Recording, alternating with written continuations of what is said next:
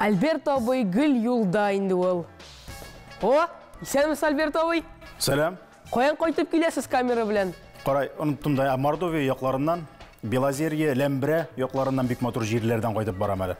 О, шактый ерак икән, шәп. Әйдәгез, сез тагын юлга кузгалганчы калепне башлап җибәрик әле. Давай тиз генә только, Альберт Шакиров, журналист, алып баручы, сценарист. Күпләр аны юлчы, хәзер инде туган авылым таяну ноктасы тапшырулары аша белә. Халык яратып кабул иткән бер хәл, алмаш сериаллары Альбертның сценарийлары буенча төшерелде. Камал театрында аның пьесасы буенча сәфәр спектакле куелды. Ул арада Альберт Шакировлар утары проектында алып барырга өлгерә. Бик күп концерт тамашалар да аның сценарийлары буенча куела. Сәлем һәммәгезгә дә. Юл уңая туры китереп, бүген безгә Альберт килеп чыкты бит әле. Альберт, хош килдең.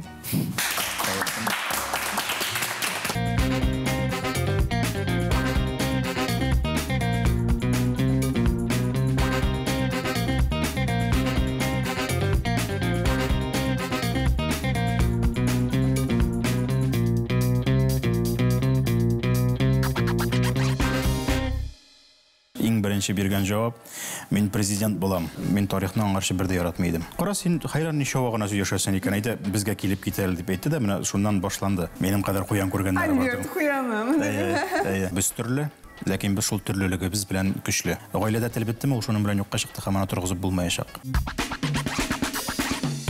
Күрүеңчә, безнең яшьләр җыелдылар махсус сиңа сораулар бирергә дип, синең белән сөйләшергә дип. Бик шат. Сүзне бирәбез Аделгә. Альберт абый, балачакта журналист булырмын дип уйлаган идегезме? Юк. Мин балачакта кем буласың дип сорый башлагач, иң беренче биргән җавап: "Мин президент булам." Ләкин күрүгезчә, менә шушында утырып торам әле. 11нче класска килеп җиткән вакытта, инде бүтән баш эшләгән кеше үзенә һөнәр сөйләп бетергән, кем кая керәсен билгеләгән вакытта, мин гомумән романо-германская филология юнәлеше буенча тәрҗемәче булып укырга керәсе һәм шул һөнәрне үзләштерәсе кеше идем. Менә минем күз аллам шундый иде. Ул яхшы ук төгәл дигәне менә шул вакытта булгандыр. 10нчы сыйныфта булгандыр. Тәрҗемәче булырга. Тәрҗемәче булырга, чөнки мин инглиз телен бик җайлы укый идем. Мин табигатым буенча ялкаурак кеше, шуңа җиңелрәк бирелгән фән шул инглиз теле. Тәрҗемәче булам, бәлкем чит илләргә чыгып, менә шулай делегацияләр белән йөрермен, бәлкем ничектер дәүләт тирәсендә, дәүләт эшлекләре тирәсендә йөрермен. Шундыйрак иде уйлар. Ләкин 10нчы сыйныфта сәләткә килеп эләгү бөтенләй баш аягы белән дигәндәй астын өскә китердем бүтән планнарның. Нигә сәләттә тәрҗемәчегә каршылармыни? Каршылар дип әйтеп булмый, Җойда табый ул вакытта бер генә сүз әйтте: "Син тәрҗемәчегә бүтән төрле белем алган вакытта да укып чыга аласың." Ахыр чиктә бар доп образование дип әйтәр бит, инде югары белемне алган вакытта, әле шуңа кушып тагын бер өстәмә белем алу турында сиңа бер диплом бирергә мөмкиннәр. Син 2 диплом белән чыгасың инде. Тәрҗемәче дигән һөнәрне менә шулай итеп тә үзләштереп була. Син әйдә үзеңгә бер төплерәк юнәлеш сайлала дип әйтте ул. Бәлкем минем табигатькә караптыр инде, бәлкем сөйләшүләремә караптыр. Хәзер халыкара мөнәсәбәтләр факультетына укырга кергән ул вакытта. Һәм шуның политология бүлегенә, ягъни сәясәт белеме буенча, сәясәт өлкәсенә. Менә ничектер шул сәләттә 10нчы сыйныфта укыган вакытта Җойда табый мине президентлыкка бармакчы булгандыр инде ул. Җанашым. Әмма политологияны белү, сәясәтне белү хәзер сиңа нимчә ул бик файдалы? Әйе, файдалы ул. Сәясәт дигәч тә, ул бит инде дәүләт турындагы гына дигән фән түгел. Ул дәүләт думасы турындагы гына дигән фән түгел. Без ул вакытта укыдык тарихның берничә төрлесен. Рәсәйнең сәяси тарихы, сәяси тарих, сәяси тәгълиматлар тарихы дип әйтим инде, история политических учений, һәм анда барысы да әйбәт аңлатылган һәм бүгенге көндә сәясәттә дөньяның теләсә кайсы почмагында барган вакыйгалар, килеп туган вазгыять, алар барысы да bir 16-нчы гасырларда ук инде билгеле, аның принциплары билгеле, ул ничек эшли, элиталар ничек яши, бюрократия нәрсә, ул барысы да аңлатылган һәм барысы да киштәләргә тизелгән. Улар ничектер менә шул үзара кайсы бер вакытта бүтәнчә кисешеп кенә, кавышып кенә йөриләр. Төп юллары аның барысы да билгеле һәм тарих ягыннан да ул бик ярдәм итте миңа. Мин тарихны аңларчы бер дә яратмый идем. Университетка укырга кергәнче иң яратмаган фәннәрнең берсе шул булгандыр. Хәтер әйбәт булса да. Хәзер үзең шуны кеше кешегә яраттырасың, әйме, тарихта. Шулай килеп чыга. Шуны карап, синең тапшыруларны тарихка ничектер икенче төрле караш уяна. Сәясәт дигәннән сорыйм әле башка килде. Синең менә сәясәт дигәннән сәясәтчеләр кем синең иң ошаганы, иң ничектер хөрмәт иткән димме инде? Гомумән ул бәлки дөньяда булган кем синең игътибарыңны җәлеп иткән иде? Хәзер моңа җавап бирү бик читендер. Миңа калса сәясәтче, шын сәясәтчеләр бүгенге көндә хәзер калмады инде алар. Без ничектер менә бәлкем фильмнардан күреп микән инде күнеккән андый кешеләрне юк дип әйтер идем. Хәзерге көндә күп җирдә идарәчеләр, җитәкчеләр, менеджерлар дип әйтик инде. Менә шундыйрак. Ниндидер унифицирован кешеләр, яраклаштырылган кешеләр алар. Чын мәгънәсендә көчле сәясәтчеләр дип әгәр дә без Рәсәйне алабыз икән инде, үзебезнең илне алабыз икән, ул әлбәттә инде 90нчы еллар. Ул әлбәттә зур дәүләт Советлар Союзының таркалып яңа дәүләт Россия Федерациясе туган вакыт, ул суверенитетлар парады һәм шул чордагы сәясәттә кайнаган кешеләр. Һәм беренче чиратта Минтимер Шәймиев, Фарид Мөхәммәтшин, Индус Тахиров мәсәлән, шул менә хәзерге көндә сәяси трибунада булмаса да, ләкин ул вакытта тарихчы буларак, идеолог буларак үзенең фикерен, үзенең белемен, татарлыкны, менә шул миллилекне безнең шул исәптән конституциясенең нигезенә салган кеше инде ул. Фәндәс абый. Фәндәс абый әйтергә антаманы. Менә шул даирә кешеләре, шул плеяда әйе. Менә аның кайсын алсам да һәрберсе турында аерым сөйләргә мөмкин. Һәм аларга инде кушылып китә, мәсәлән, Рабит Батулла шикелле иҗат мәдәният өлкәсеннән көч биреп торган, күтәреп торган, терәк булып торган кешеләр. Менә шулар. Менә сәясәт дигән вакытта киң мәгънәсендә менә үрнәк шәхесләр безнең әлегә кызганычка каршы менә шул 90нчы елларда кайнаган бер вакыты бар, аңа кадәр инқилабка кадәр кайнаган бер өлкәләр, Гаяз Исхакыйлар, менә шул ниләр инде, шул өлкәләр, шул чорлар. Рәхмәт, Альберт, әйдә хәзер синең хәзер нәрсә эшләп, нәрсә белән шөгыльләнеп ятканыңны карап алыйк әле. Кая китте ул без киләчәккә план корабыз дигән сүзләр бүгенге көндә. Авыр заманалар көчле шәхесләр тудыра дигән бер гыйбарә бар. Бу очракта килешәбез сезнең белән. Әйе, дөрес. Бүгенге Сабантуйдан гомумән төшеп калган дигән һәм кайтарырга кирәк дигән берәр төрле юллан әйтеп буламы бүгенге көндә? Мен аны үзем турыйм, үзем алып кайтам, үзем тузлыйм, үзем банкага тутырам һәм үзем китереп бирәм. Реклама түгел. Або син дә шушы көнгә калдым. Шундый икән. Мәсәлән, Казанда актуаль мәгълүмат, кайда нинди парковка бар һәм кайда калдырып була дигән андый мәгълүматны мин очратканым юк. 3-4 көн белән узды да китте Сабантуе. Аның бит әле берничә ай алдан булган йолалары бар. Аларны искә алмый берәүдә. Сугару технологияләре кертү белән ни дәрәҗәдә бәйле бу? Менә бу темага без җәмәгать рекламадан соң сөйләшик әле. Чөнки монда яңа баштан сүтеп җимеше булмый ахрысы. Шундый күп темалар, әле монда ул шундый кыска гына өлеше дөрес әйткән шикәр булган. Әйе. Кайсы теманы син белмисең, Альберт? Кайсы тема сиңа кыен? Мен аның бүтүнесен дә беләм дип әйтәм.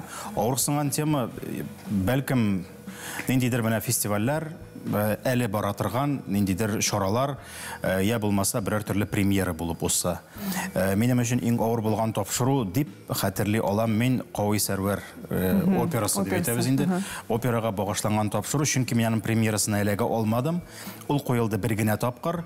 Тапшыруны эшләгән вакытта әле аның формалашып биткән тәнкыйтьчеләр ягыннан бер төрле фикере дә юк иде, каяндыр карап алырга һәм артистлар килеп баскан вакытта һәм аны иҗат иткән кешеләр килеп баскан вакытта мин ничектер бу темага сорашырга үземнең бер дә хакым юк шикелле дигән шундый бер хистә калган идем инде. Күрмәгән әйберен турында ничек сөйләшергә була инде. Алайда Кавый Нәҗминең биографиясеннән чыгып, ул чор 30нчы еллар турында сөйләшүдән, башка тарихтан, башка иҗатчылар белән параллельләрдән чыгып, шулай итеп сораулар биреп, ничектер үз коллеясына кирип китеп, гомумән иҗат турында сөйләшеп, опера жанры, татарда нишәп шулай сирәк чыга андый әсәрләр дип, шулай хайран матур гына тапшыру булды. Яшьләр тукталышы тапшыруы сезгә нәрсә бирде? Әйе, мин ул видеоларны алырга да онытканмын әле. Яшьләр тукталышында эшләп биргән кеше иде. Мин яшьләр тукталышында эшләү бик күп әйбер бирде. Бүгенге көндә мин монда утырмас идем, менә бу экраннан мине күрсәтмәсләр иде мәсәлән, һәм бу өлкә һәм бу һөнәрем булмас иде. Һәм ничектер яшәү тормыш чыганагы да булмас иде. Бит инде барыбер дә профессиональ өлкә син акча алып, тамагыңны туйдырып эшли алырлык, хезмәт күрсәтерлек өлкә, ул менә синең профессиональ өлкәң булып санала инде. Яшьләр тукталышыннан башламаган булса, мин мондый даирәгә бөтенләй кирип китмәгән һәм эләкмәгән булыр идем. Ул миңа тәрбия бирде, ул миңа күпмедер дәрәҗәдә дисциплина бирде. Әле дә миңа дисциплинаны бик күп кертергә кирәк, әлбәттә. Тик менә шул вакыттан ничектер инде монтаж тәртибен өйрәтте, камера белән эшләргә, башка профессионаллар белән, оператор белән, монтажерлар белән эшләү тәртибен өйрәтте. Бөтен менә һөнәрнең төп нигезен биргән шур булып торды инде ул. Ул вакытта мине Рамил апа чакырып алмаган булса, Рамил апа чакырды сине, эшне сормакчы. Кара, син хайран ничә вагына яшәсәң икән, әйтә, безгә килеп китәл дип әйтте дә, менә шуннан башланды. Әле сюжетлар башлау, эшләп йөрүдән, теге кыска сюжетлардан кирип китте, аннан соң инде алып баручы булып, аннан инде тәнәфесләр белән шулай итеп җайлап, хәзерге көнгә кадәр килеп җиттеген телевидение. Хәзер сиңа кичкенә генә бирем. Ул сиңа бик җиңел булыр инде, әмма ул теге сине сынап карар өчен түгел, күрсәтер өчен дә ни дәрәҗәдә күп төрле җирләрдә булганың, төрле кешеләр белән очрашканыңны күрсәтер өчен төрле мәгълүмат туплаганыңны.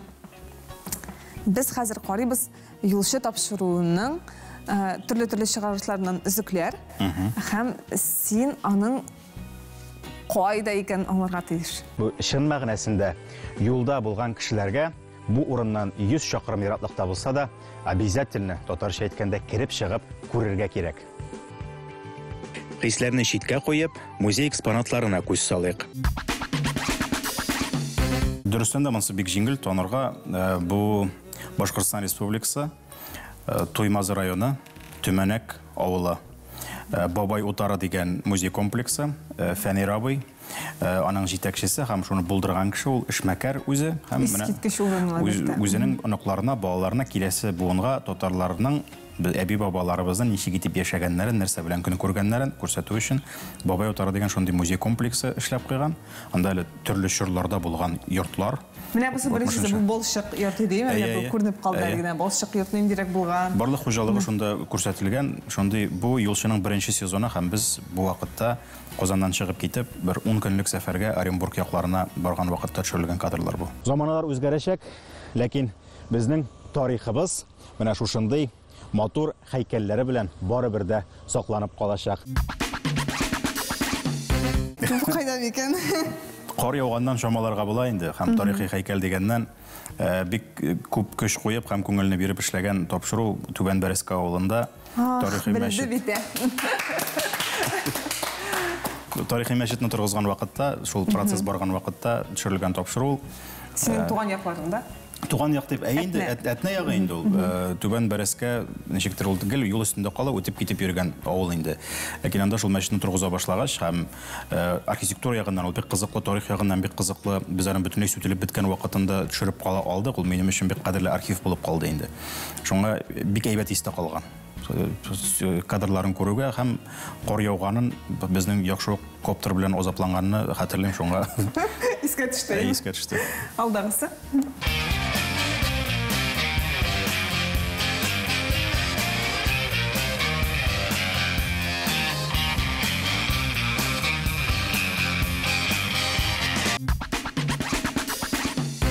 Менә монсы авыр.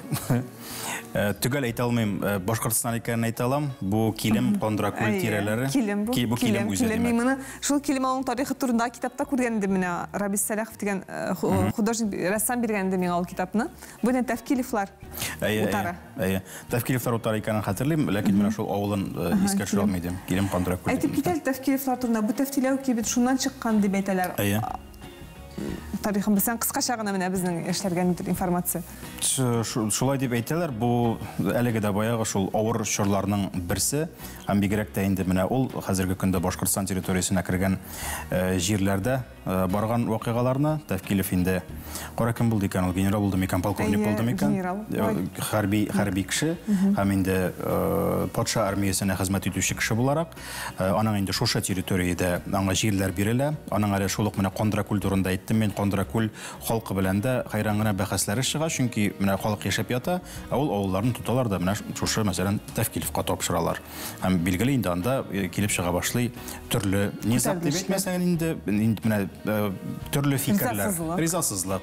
Ул салымнарны үзгәртергә мөмкин, ул печән җирләреңне бүтән кешегә тапшырырга мөмкин, авыл белән авыл арасында ничектер бүтәнчә бүлергә мөмкин, чөнки ул хуҗа анда. Аларның нәселе әле озак вакыт анда яши, ул территорияләрдә яши, һәм теге бер дә начар яктан гына, караңгы яктан гына сөйли торган түгел инде. Ул нәрсә дисәң дә үз заманасы кешесе, инде Тәвкилев яра шундый булып кирип калган халык тарихына, ләкин аннан соң әле аның яшәгән балалары була, алар турында инде төрлесе турында төрлечә сөйлиләр.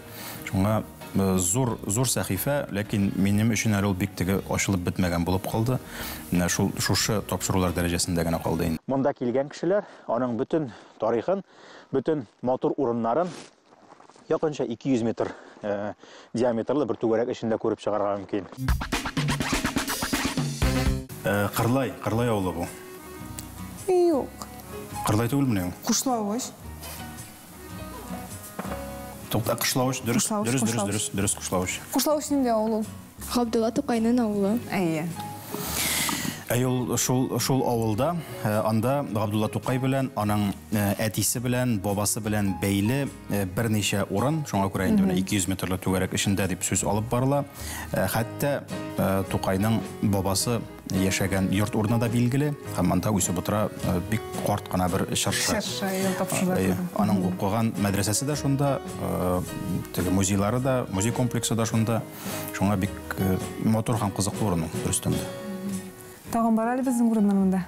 Бик күп йөргәнсең, Альберт. Кызганычка каршы, рәсми эшләр әлегә биредә бармаган, казу эшләре әлегә булдырылмаган. Кайда бу? Нинди таш бу?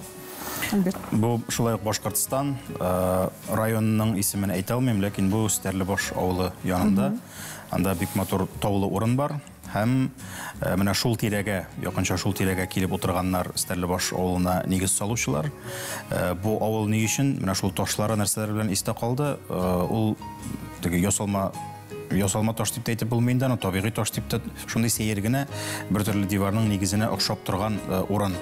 Табигый дип әйтәләр инде, ләкин белмим. Кеше кулы тигән әйбергә бик охшап тора үзе, ләкин зурлыгына карата, теге масштабына карата бик шундый сукландыра торган. Ни өчен истә калды ул авыл? Зәки Зәйнуллин, Зәкига соңгы елларын дип әйтик инде, өмеренең шул авылда уздырды. Язучы, драматург, 41-ның арбалы хатыннары, бүгенге көндә дә YouTube каналында эзләп табып карарга мөмкин. Камал театрының каналында бик шундый, мин бик яратып карыйм, кабатлап та карыйм кайсы вакытта. Менә авторы Зәки Зәйнуллин һәм шулай ук менә 90-нчы еллардагы гаер шәхесләрнең берсе. Әйе. Тагын 2 урын калды безнең.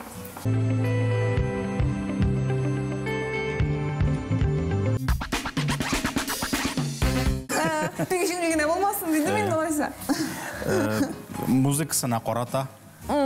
Музыкасына карата һәм менә шулай кояш байыган, кояш килеп чыгып барган вакытка караганда бу Кондракүл түгел микән дип әйтәм. Чөнки анда бик матур күл. Я угадаю эту мелодию с одной нотой. Бер кадрдан булды бу. Бик матур итеп кояш чыккан вакытта без махсус иртән торып, менә шул суда күзгә кебек күренеп торган кояш нурларын төшерер өчен, шуңа күрә режим дигән вакыт тоныла торган инде табигатына карата. Боры безе Елизавета Петровна патшабикәнең указы язылган тире. Тире. Бик кызык бу тарих. Мен тыңлап чыктым, монда кыска гына алдым инде. Кайда бу? Бу Qorғалы бистәсе деп әйтегенде Оренбург шәһәренә тирәлеп тора ул берничә шақырым ераклыкта гына. Менә ул тире турында сөйли, бу күчеп утырган татарлар Рәсәйнең шикләре шул хәзерге Оренбург, Казакстан якларына үсә башлагач, ул яклар белән элемтәләрне җайларга кирәк булу сәбәпле патша бикәгә инде ул вакытта рус хөкүмәтенә татарларны шундый җитәкче татарларны, сәүдә эшен белгән татарларны, зыялы татарларны чакыралар менә шундый хезмәткә һәм менә бу авылга нигез салучы кеше беренче булып килүчеләрнең берсе дип әйтик инде. Ул Сәгыйд исемле була. Сәгыйд бистәсе Қарғалының беренче исеме, ул Соба якларыннан була, Татарстанның ул түгел билгеле. Һәм шуңа күрә бик түгел әйтәләр, безнең менә шундый тире дә бар иде, шулай дип язылган. Ул тирегә языла инде билгеле шушы җирләрне күченеп килгән татарлар кулына тапшыру турындагы бер төрле таныклык һәм текст. Шулай итеп, менә анда күчеп утыручы милләттәшләребез, бабаларыбыз, алар шик сагында торучылар булалар. Бер төрле таможня функциясендә башкаралар һәм теге яктан, дала ягыннан дип әйтик инде, күпләп мал-туар кайтарталар һәм аннан килүче хәзерге үзбәкләр, казаклар белән алар гел элемтәдә торып, менә шул сәүдә эшләрен, дәүләт эшләрен җайга салучылар булалар. Һәм Оренбург шәһәрендә алар күтәргән дип әйтсәк бер дә ягыш түгел, татар шәһәре буларак атарга була. Чөнки татарга тылмаш кирәкми дигән мәкалне беләсездер инде, менә шул вакытлар аңа хәтле булган инде, менә шуннан калган әйбер инде ул, чөнки бөтен бу яктагы төрки халык бөтенесе белән татарлар аша сөйләшкәннәр. Элемтәләр шунда булган. Кызык булды бу.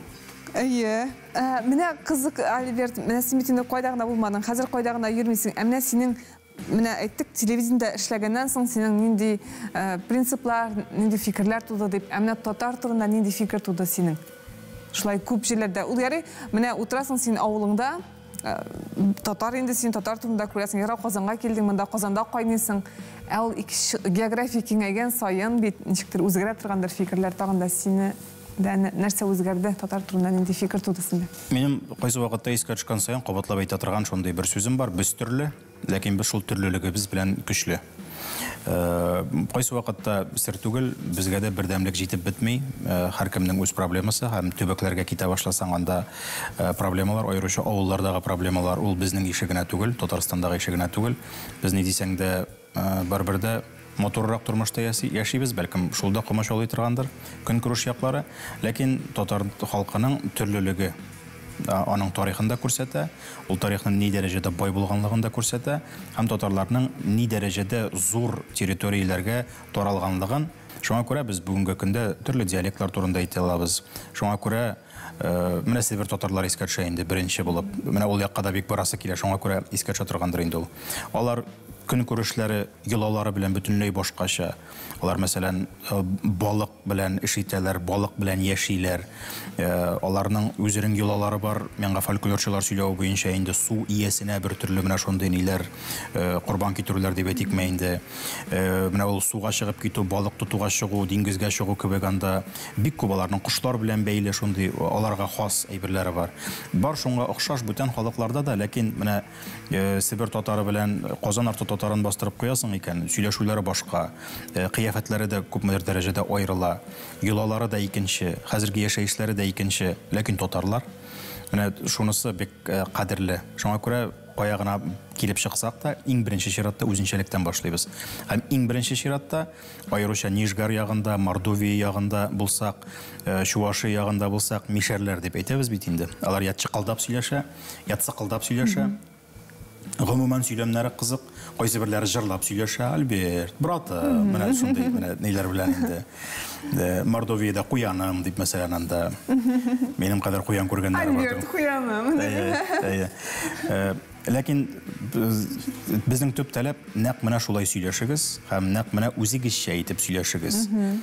Казанча итеп һәм әдәби итеп мин үзем дә сөйли алам. Һәм ул минем вазифа, мин алып баручы буларак әдәби телдә сөйләргә тиеш. Анда килеп чыкканмын икән, миңа күрсәтергә кирәк ул халыкның, анда яшәүче халыкның бөтен якларында. Һәм аларны камерага әдәби сөйләтүдә мин бер дә мәгънә күрмим. Шуңа менә ул диалектлары да кадерле һәм сөйләмнәре дип әйтик инде. Ул да кирип калырга тиеш архивларга. Әлбәттә. Чөнки яшь Ул буында байтагына безнең телне, анда әллә инде төрки сүзләр ята ул диалектларда, без монда кулланмый торган, әдәби телдә кулланмый торган сүзләр. килешәм. Ләкин менә татар теле кулланылышта хәзер яшьләрдә ул кадәр күп түгел дип әйтәбез бит инде. Татарча сөйләшмиләр, аралашмыйлар инде. Аңласа да, сөйләшсә дә, үзара аралашудан төшеп кала барышларга мөмкин татар теле якын арада. Аеруча сизелә ул тенденция. Ләкин менә шуның белән бергә диалектларда китә бит менә шул сөйләмнәр. Һәм алар менә иртәрәк тә китә кебек.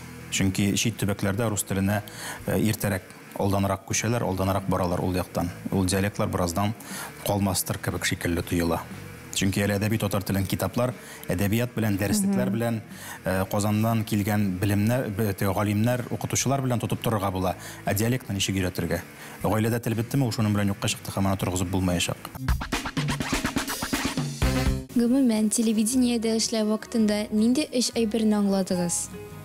Bütün эшләнгән эшләрнең иң яхшысы һәм сыйфатлысы тапшырыр вакыт килеп терелгәч эшләнә. Дедлайн дип әйтәбез инде. Бу минем очракта. Минем әлеге көнгә кадәр бер кайчанда алдан, аеруча берничә көн алдан, Алла сакласын берәр атна алдан, нәрсәне дә булса китереп тапшырганым юк. Барысы да иң соңгы мизгелдә эшләнә һәм кагыйдә буларак иң дөрес варианты һәм ничектер менә эштәлеге ягыннан берсе-берсенә туры килгән варианты нәкъ менә шунысы булып чыга да инде аның.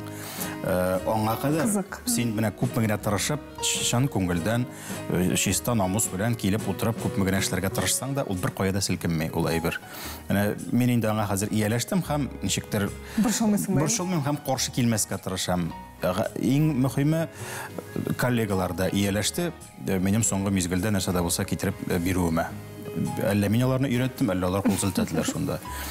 Иң беренчесе менә шул, икенчесе бер кайчан да өйрәнергә, иренмәскә кирәк. Нәрсә дә булса яңа материал үзләштерергә, иренмәскә һәм сораулар бирергә, курыкмаска, оялмаска кирәк. Чөнки нинди генә алып баручы булсаң да, нинди генә теге танылуга ия булсаң да, яки инде менә 3 ел эшләп, сен инде алып баручы да булдың, репортажда эшләп карадың, тапшыру да монтажлап карадың, булды кебек бит инде. Ләкин аннан соң да әле синең тирәңдә булган кешеләрдән һәм хәтта әле 3 көн генә яңа гына килеп эшли башлаган кешедән дә өйрәнерлек әйбер бар. Шул бер кайчанда йөз чөйрмәскә кирәк һәм кызыклы кешеләр менә безнең тирәдә йөреп торалар.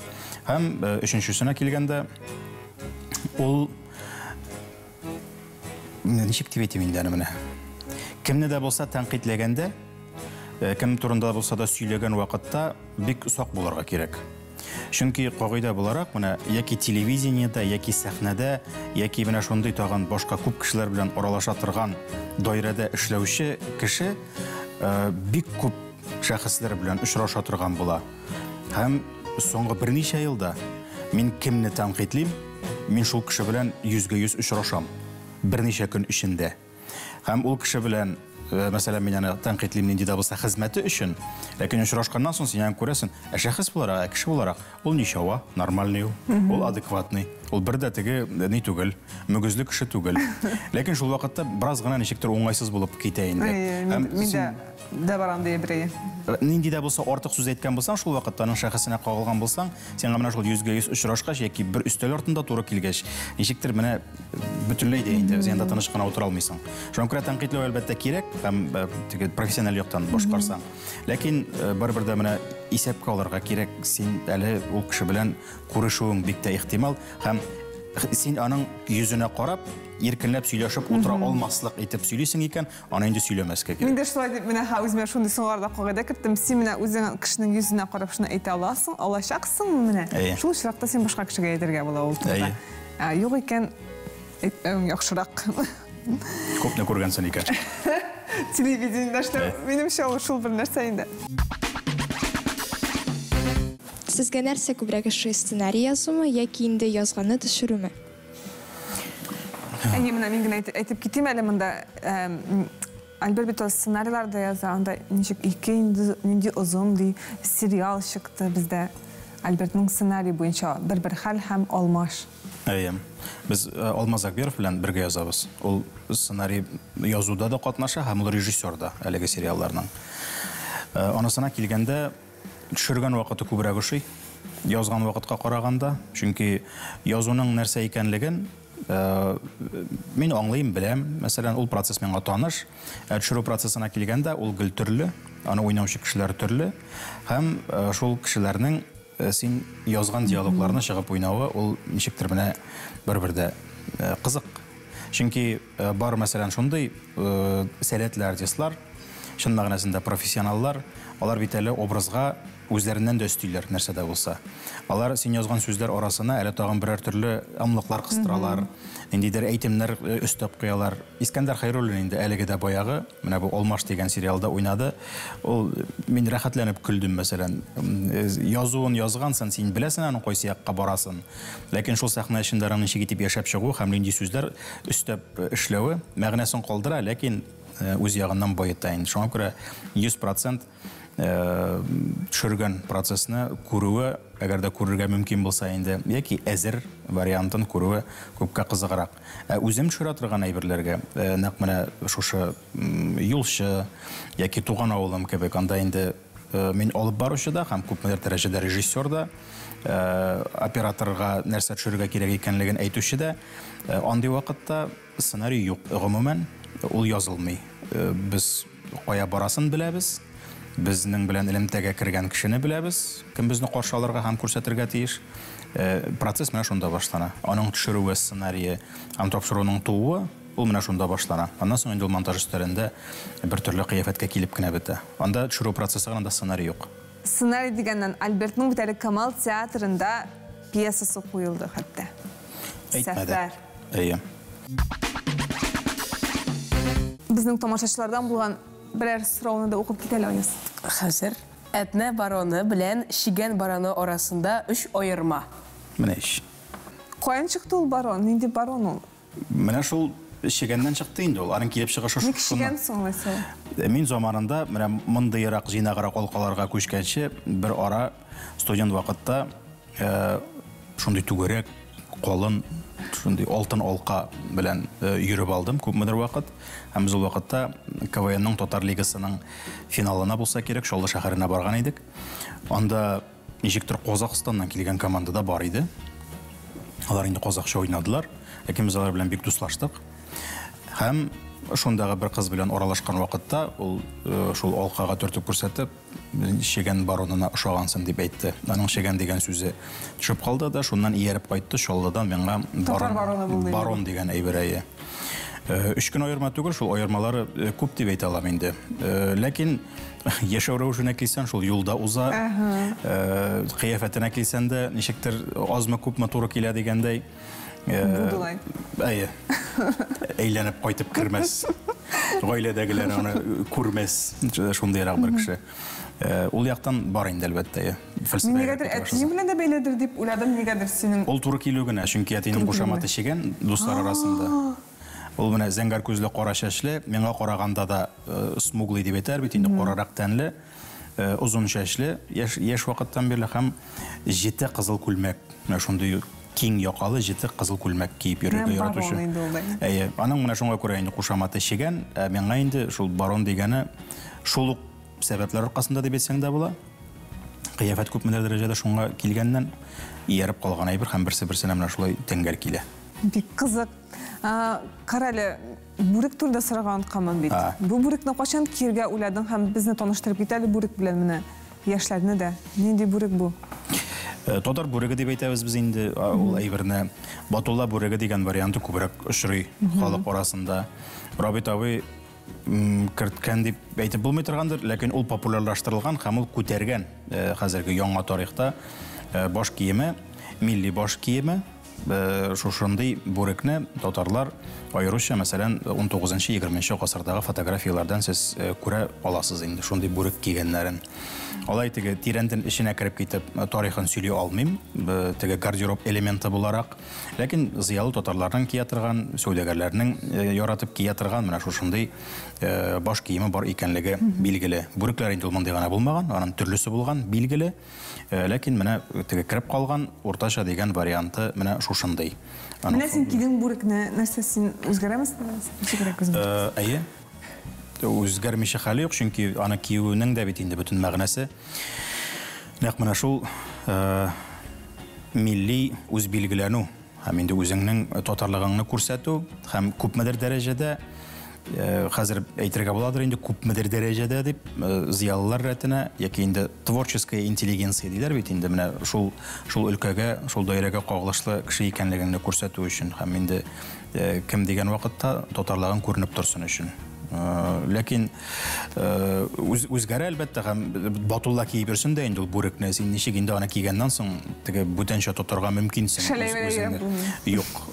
Мин аны төрлечә кигән вакытларым бар, ләкин менә бүген хәтта пиджак белән дә кидем әле, теге асыланган саланган әйберләр булмасын дигәндәй. Ләкин бүрекне булай кию дөрес түгел. Мин сезгә алдан ук әйтеп куям, Батулла бабайдан андый бер матур гына әйтеп җиткерелгән кисәтү булды. Бүрекне кигән вакытта иң дөресе ул менә шулай киелергә тиеш. Ул теге баш чүмеченә киелергә тиеш түгел һәм Батулла бабай искә ала, минем әти кигән вакытта бераз гына әле менә шайтып. Кыңгыр салып. Егетләрчә шайтып кырын салып куя торган иде. Утырасың да матур. Отда.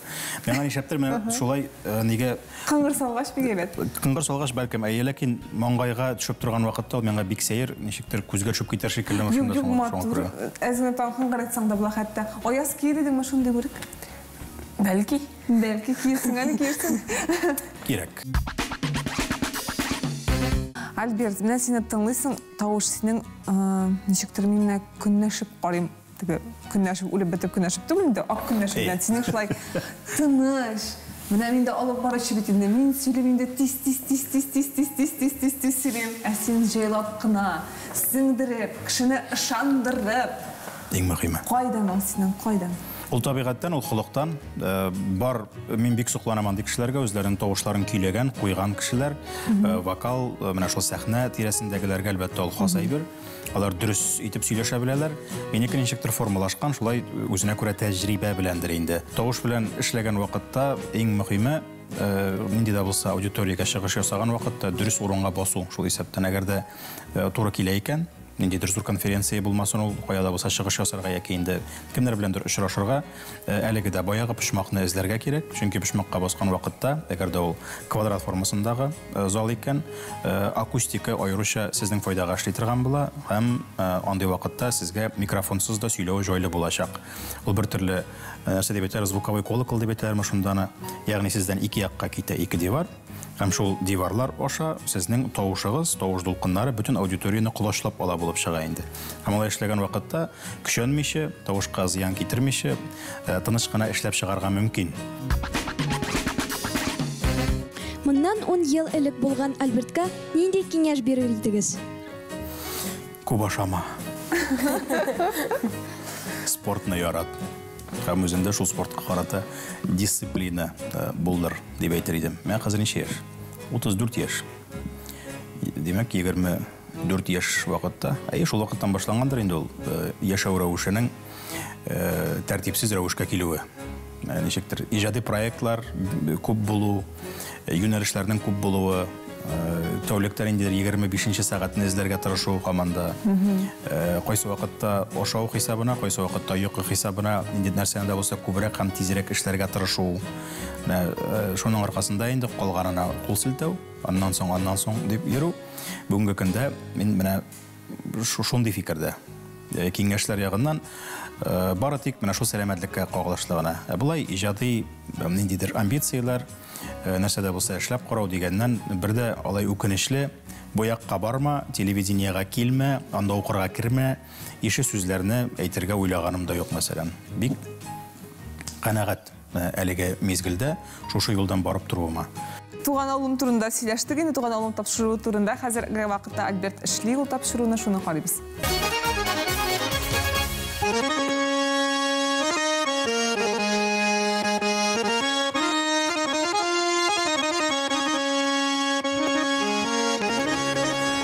Hayırlı gün. Biz Mordovия Республикасы Лембре районында орнашкан татар авыллары буйлап сәфәребезне дәвам итәрбез бүген. Хайырлы көн. Бүген без сезне Удмурт Республикасы Базилино районы Гордина Урия кала дигән авылдан сәламлыйбыз. Шикне саклар өчен, анда хезмәт итәр өчен менә бу тирәдәге татар авылларына, йомышлы татарларны китереп утырта башлыйлар, аларга бу җирләрне бүлеп бирәләр хөкүмәт тарафыннан. Фаразларның берсе буенча Шыгырданга 14-15 гасырларда ук нигез салынган булырга тиеш. Киров өлкәсенең Малмыж районында урнашкан татар авыллары буйлап сәфәребезне дәвам итәбез. Әңгәмәдәшебезгә бер мишкә ике куандык.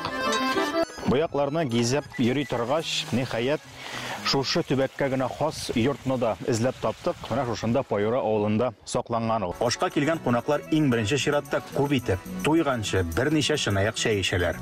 Бу вакытта өстәлдә чәй ризыклары гына. Эчеп туйгач, өстәлдә бер нәрсә калдырмый җыялар, чираттан сөртеп чыгалар, Коръән укыйлар да, аннан соң яңадан әле генә күрсәткән ашларны чыгара башлыйлар. Тәртип шундый. Менә хәзер авылны әйләнсәк тә булыр. Һаман әйберләр бик күп. Хәтта кешенең кайчан туганына карап, ул тотарга тиешле хайванның төсенә кадәр билгеле булган. Мәсәлән, иртә белән туган икән ул кеше, кызыл төстәге кызыл сыер, тавыкларның да кызгылт төстәгеләрен асрарга тиеш була. Инде төнлә туган кешеләр күбрәк карарак төстәгеләрен, тавыгы да, сарыгы да дигәндәй. Шакировлар утары исәнме әле? Проект исәнме әле? Шакировлар утары исән һәм үсештә, Аллага шөкер. Бу арада гына әле бик кайта алган юк. Һәм бу арада әле без бик артык ит эшләренә, ит мәшәкатьләренә кермичәрәк торырга булдык. Хәер, якын арада бер үгез суябыз икән әле, Алла бирсә. Бәлкем бер нәрсә дә булса күренер. Ул проект менә шул вакыт җитми торган проектларның берсе. Шакировлар утары инде күпмедер дәрәҗәдә кулинар проектта булырга тиеш иде. Ләкин кайтырга һәм төшерергә кирәк аның өчен. Бездән андый тәртипле блогерлар чыкмый инде, дөресен генә әйткәндә. Алга таба, җәйгә таба анда зур эшләр җәй айларында планлаштырыла. Төзелеш ягыннан да, шул мал-туар ягыннан да күңеллерәк тә вакыт. Теге кайтасың да, кар көртен күрсәттең дә, аннан соң өйгә кереп киттең түгел. Барыбер дә инде тирә-якны, әйләнә тирәне күрсәтергә була. Шуңа күрә үсеше булачак, әлбәттә, безнең үзебезнең дә карашлар шул якка таба. Мин туганмын 1 апрельнең, менә шул төнгө сәгать 11:30 Әни шуңа күрә бик тырышкан табиблар белән мине бүтән вакытка яздырырга. 2 апрельгә ярты сәгать кенә вакыт калды бит инде. 2 апрель итеп языгыз әле шуны, нәрсәгә инде ул 1 апрель, аның шикелле туган көн буламы дип. Сезгә әле повезло, мин вообще 29 февральдә тудым. Без монда җыелышканбыз. Гомергә картаймый торган кеше, шушы була инде. Сиңа тагын бер бирем бар икән бит хәзер безнең. Утар дигәч, мин моны эшләргәме, юкмы дип озак уйладым инде. Менә моны эшләтергәме, моны күрсәтергәме, сәгерме, монда сыерны чыгарып күрсәтү дип. Әмма мин аны кичә үзем тәрҗемә итеп утырдым, карап, менә сез бит нәкел ит белән шөгыльләнәсез дигәндәйме? Бездә бит инде арт саны, ал саны диләр дә, сатсалар шул килә саталар да, әллә ничек теге йомшаграк җирен, катырак җирен бүлгәләп утырмыйлар. Әмма чынлыкта бит аның төрле өлешләре бар. Сез дә шундыйрак принципта эшлисез кебек, миңа барыбер сез бераз.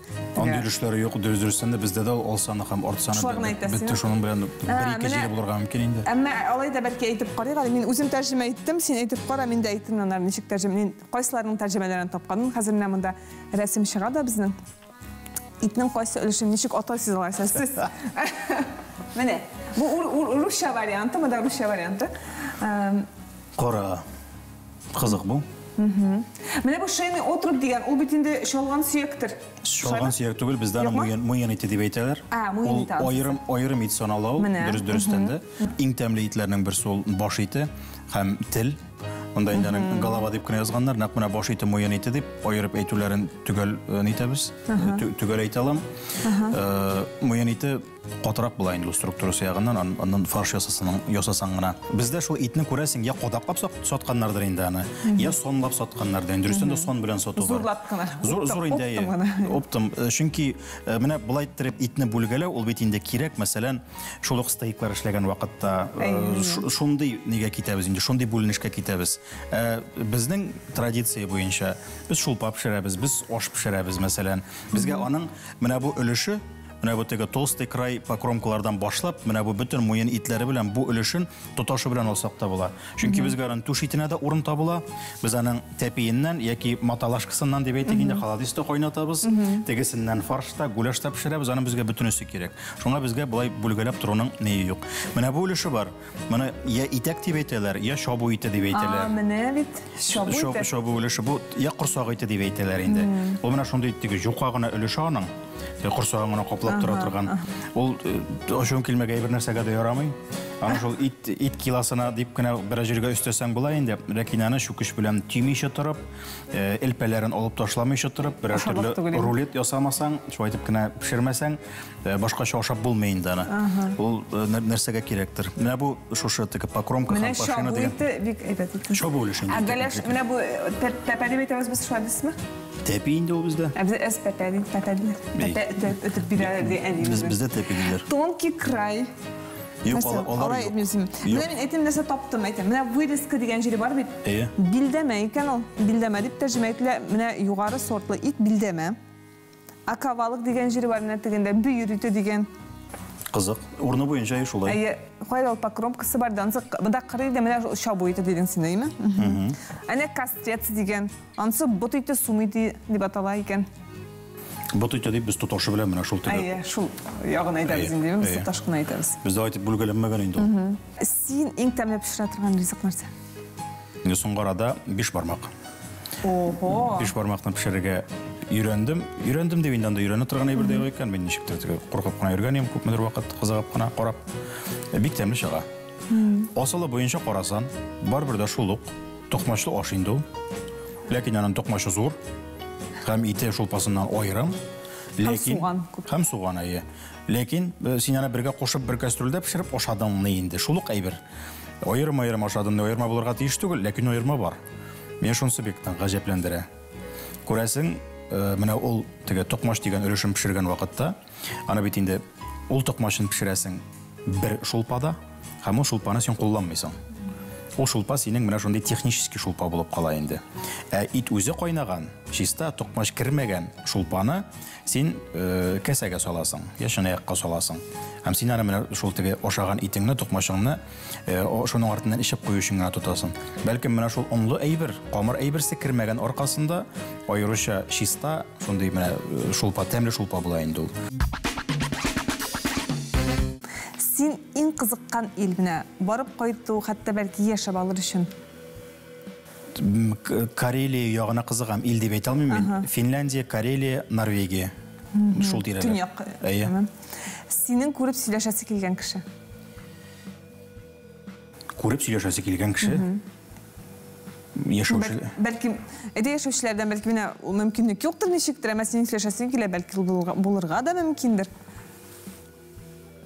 Фикерләшәсең килгән нәрсәдер. Сорыйсың килгән бәлки. Рөстәм Миңнеханов андый булган очракта. Барбер дә безнең җөмһүрияткә йогынты ясый ала торган кеше буларак аның белән фикер алышу.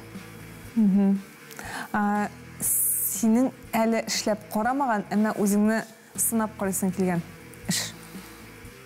Нинди дә булса һөнәрчелек өлкәсе. Ни өчендер менә шулай кайсы вакытта кулым кышта.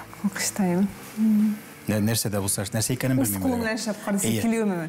Без һаман баш белән уйлыйбыз, язабыз, ә монда нәрсәдер хәрәкәтләндереп кулларны. Мен төрле яктан уйлап карыйм, әлегә таба алмыйм нәрсә икәнен. Нәрсә сорый минем күңел дигән әйберне. Ләкин менә шул кул белән эшли торган һәм күп очракта инде физик хезмәт. Шуңа күрә мин Шакировлар утарына мөмкин булган саен кайтырга тырышам, чөнки анда бөтенләй башка төрле хезмәт. Анда кул белән эшләү, анда ничектер инде. Башъял итә анда. Сезнең кумирыгыз бармы? Юк. Кумир дип әйтерлек кеше юк. Үрнәк алырлык кешеләр бар. Алар бик күп инде андыйлары. Менә бу өлкәдә мәсәлән монысыннан, бу өлкәдә монысыннан, анда әти-әнидән беренче чиратта үрнәк алырга. Чөнки алар тәрбияләде безне шушындай кешеләр итеп. Һәм алар әле бүгенге көндә дә безнең гаиләгә йогынты ясап, аны көйләп торучы кешеләр. Алар кадәр сабыр һәм демократик әти-әни була алу, менә ул бик зур осталык. Рәхинә Сөүбән әти-әни исеме. Альберт, син үзеңдә үрнәк күпләргә үрнәк булырлык кеше дип уйлыйм мин. Килгәнең өчен сиңа бик зур рәхмәт, Альберт. Рәхмәт чакыруыңа. Игътибарыгыз өчен сезгә дә бик зур рәхмәт. Хушыгыз.